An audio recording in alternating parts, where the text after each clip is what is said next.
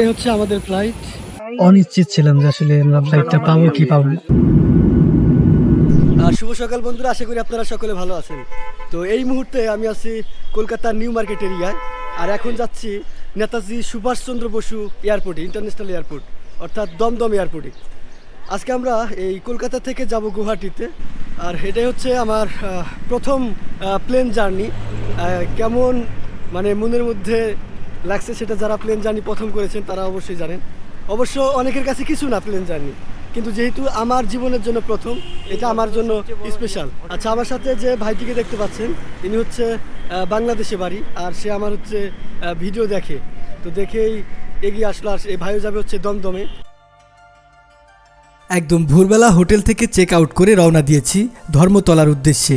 আর new market থেকে ধর্মতলা বেশি একটা দূরে না, আমরা হেঁটে হেঁটে গল্প করতে করতে যাচ্ছিলাম ধর্মতলাতে, আর এখান থেকে আমরা মেট্রোর টিকিট করব।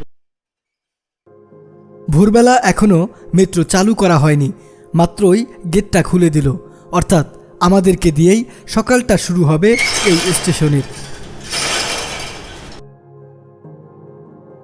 হ্যাঁ, আরেকটা কথা আপনাদেরকে বলে রাখি, আমাদের ঢাকাতে মেট্রো চালু হয়েছে অলরেডি, কিন্তু আমি এখন পর্যন্ত সেই মেট্রোতে জার্নি করিনি। জীবনের প্রথম মেট্রো ভ্রমণের অভিজ্ঞতা এই কলকাতা মেট্রো থেকেই আমার শুরু হচ্ছে, অর্থাৎ একই জার্নিতে আমার দুটি নতুন অভিজ্ঞতা হতে যাচ্ছে। একটা হচ্ছে মেট্রো আর অন্যটি হচ্ছে প্লেন। টিকিট আর ওটা ওই গেটের মধ্যে টাচ করে হচ্ছে আমরা ভিতরে ঢুকলাম। তো বন্ধুরা, আমাদের ঢাকার যে মেট্রো রেলটা আছে সেটা হচ্ছে উপরে, মানে আমাদের রোডের উপরে, কিন্তু এই কলকাতার মেট্রোটা হচ্ছে একদম আন্ডারগ্রাউন্ডে, মাটির নিচ দিয়ে। তো টিকিট করে আমরা এখন অপেক্ষা করব, কিছুক্ষণের মধ্যেই সেই মেট্রো চলে আসবে, আমরা উঠবো, যাবো হচ্ছে দমদমে। আর এখান থেকে মেট্রোতে ভাড়া হচ্ছে মাত্র 15 টাকা, আমাদের সময় লাগবে 8 থেকে 10 মিনিট। আসলে এর আগে তো মেট্রো জার্নি এভাবে করা হয়নি। আমরা এখানে ঢোকার প্রায় 30 মিনিট হয়ে গেল, এখনও 26-এ আসার সময় দিয়েছে। এই তো এই ডিসপ্লেতে সেই সময়গুলো দেয়, 7:26, 25 বাজে, আর 1 মিনিটের মধ্যে আমাদের মেট্রো চলে আসবে।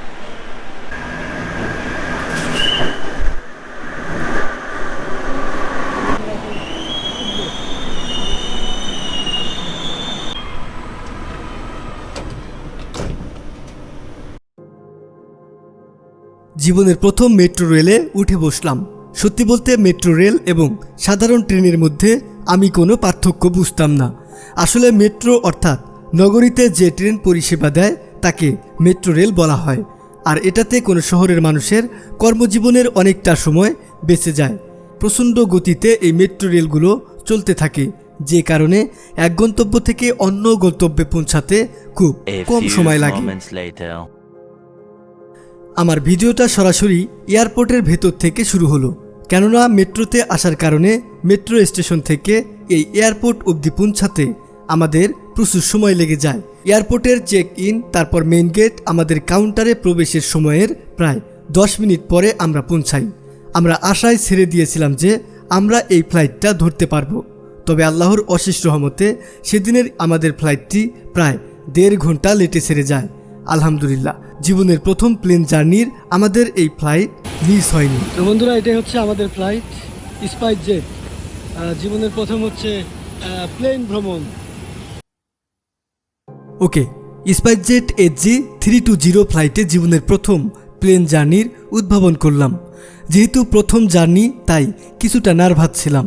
বিমান নিয়ে অনেক চিন্তা ভাবনা এতদিন মাথায় ঘুরপাক খেত, এখন ধীরে ধীরে সব পরিচিত হচ্ছে। যাই হোক, বিমানের ভিতরে ঢোকার পর অবাক হয়ে গেলাম। আগে ভাবতাম একটি প্লেনে হয়তো 50 থেকে 60 জন যাত্রী উঠতে পারে, যেহেতু এটা আকাশে উড়বে, কিন্তু ওঠার পর দেখলাম এক একটি প্লেনে 150-200 থেকে শুরু করে আরও প্রচুর মানুষ উঠতে পারে। এমনকি গুগলে সার্চ করে দেখলাম সর্বোচ্চ 850-এরও অধিক সিটের প্লেন রয়েছে এই বিশ্বে। টিকিট দেখে সিট খুঁজে বসে পড়লাম। তাড়াহুড়োর মধ্যে পড়ে গেছিলাম, আমরা অনিশ্চিত ছিলাম যে আসলে আমরা ফ্লাইটটা পাবো কি পাবো না। প্রসেসিংটা আপনাদেরকে দেখাতে পারলাম না, কারণ আমরাই ছিলাম একদম দৌড়ের উপর। 1.5 থেকে 2 ঘন্টা আগে হচ্ছে এয়ারপোর্টে পৌঁছাতে হয়, কিন্তু আমাদের মানে মেট্রোতে আসার কারণে মানে লেট হয়ে গেছে। আমরা জানতাম না যে মেট্রো রেল মানে লেট করবে, তো এই জন্য ভিডিও ক্যাপচার করতে পারিনি। মাত্র এসে বসলাম স্পাইসজেট। আর ভিডিও করতেও আনইজি লাগছিল বা নার্ভাস লাগছিল, কেননা যেহেতু প্রথম প্লেন জার্নি, কোথাও কোনো রেস্ট্রিকশন আছে কি না সেটা তো জানা ছিল না। আবার বারবার অ্যালার্ম দিচ্ছিল ইলেকট্রনিক্স ডিভাইস ব্যবহার না করতে, ক্যামেরাও ব্যবহার না করতে, তাই বেশি ভিডিও ফুটেজ নিতে পারিনি। আর ভিডিওই বা কী করব, নিজেই উপভোগ করতে ব্যস্ত ছিলাম। প্লেনে উঠে বসার কিছুক্ষণ পরেই আমাদের প্লেনটি রানওয়েতে পজিশন করার জন্য আগাচ্ছিল। আর এই মুহূর্তটা কেমন ছিল তা বোঝাতে পারবো না, কেননা একটু পরেই আমরা আকাশে উড়ব। এতদিন ভূপৃষ্ঠ থেকে উপর দিয়ে বিমান যেত, সেগুলো দেখতাম। আজকে আমি নিজেই বিমানে করে আকাশে উড়ে এক গন্তব্য থেকে অন্য গন্তব্যে যাচ্ছি।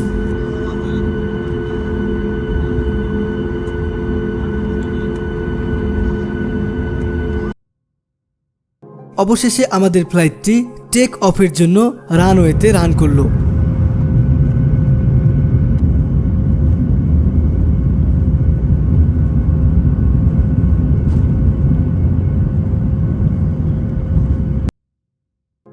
মুহূর্তের মধ্যেই আমাদের ফ্লাইটটি আকাশে উঠতে শুরু করলো।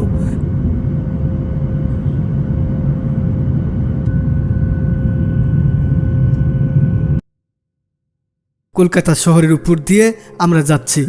ধীরে ধীরে প্লেনটি আরও উপরে উঠতেছিল, অর্থাৎ নির্দিষ্ট উচ্চতায়। একটু ভয় লাগছিল, আবার আনন্দও লাগছিল।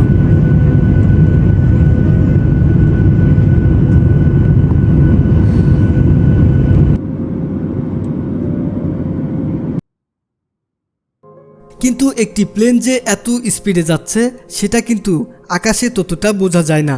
জানালা দিয়ে আপনারাই দেখুন, মনে হচ্ছে আমাদের প্লেনটি এক জায়গায় স্থির অবস্থায় দাঁড়িয়ে আছে।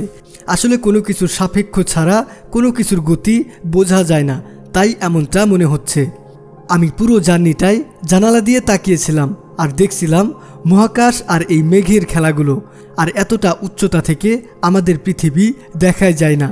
আমরা গুগল ম্যাপে যেমনটা দেখি ঠিক তেমনটাই লাগছিল। আমরা এতটা উপরে উঠেছি, আবার এখান থেকেও ওই আকাশটা ঠিক নিচ থেকে যতটুক দূরে মনে হয় ঠিক ততটা দূরেই মনে হচ্ছে। আর নিচে পৃথিবী তো দেখাই যাচ্ছে না। আর আমরা সেই পৃথিবীতে নেমেই কত বাহাদুরি শুরু করি, কত দাপট আমরা দেখাই, অথচ উপরে উঠে এই পৃথিবী তুচ্ছ মনে হচ্ছে এই মহাকাশের বিশালতা দেখে। এসব দেখতে দেখতে ভাবতে ভাবতে সময়গুলো কখন যাচ্ছিল বুঝতেছিলাম না। আর এসব দেখে আল্লাহ তাআলার সৃষ্টি, আল্লাহ তাআলার ক্ষমতার সম্পর্কে বিনয়ী হয়ে গেলাম। মহান আল্লাহ তাআলা কতটা ক্ষমতাশীল। দেখতে দেখতে প্রায় 1 ঘন্টা সময় চলে গেল। জানালা দিয়ে কিছু পাহাড় দেখতে পেলাম। আর বোঝার বাকি রইল না যে আমরা আসামের গুয়াহাটি শহরে পৌঁছে গেছি। হ্যাঁ, আমাদের প্লেনটি এখন ল্যান্ডিং করবে।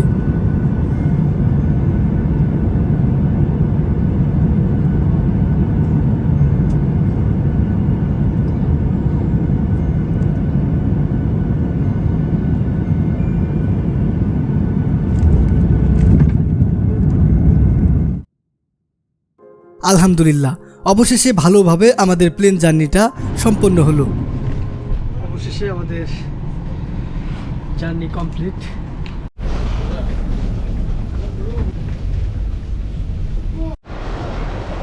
অবশেষে আমরা গুয়াহাটি এয়ারপোর্ট থেকে বের হলাম। আর একদম শরীর চলছে না, কারণ হচ্ছে আমরা সকালে মানে খাওয়ার পর্যন্ত সময় পাইনি।